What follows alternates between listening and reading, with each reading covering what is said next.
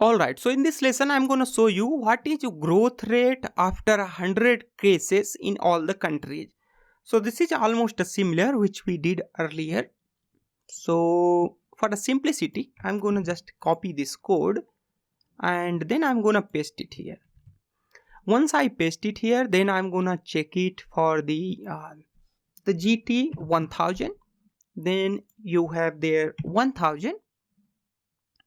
And then similarly you have their GT 1000, then there we have 1000 as well, and after that I think we have there from, let's say, 1000th case, and then here we have also 1000, there we have also 1000, and then there we need to put the 1000th case,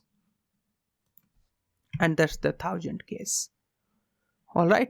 Let's go ahead and check it again. We have GT 1000, countries day-wise confirm 1000, 1000 is here, and then 1000 is here.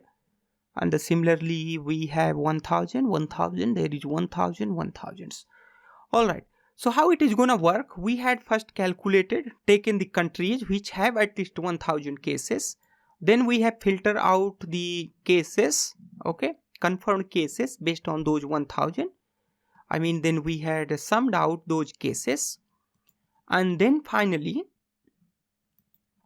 we have taken the countries and minimum date, the date when they recorded first 1000 case, and then we are going to plot after the 1000 cases.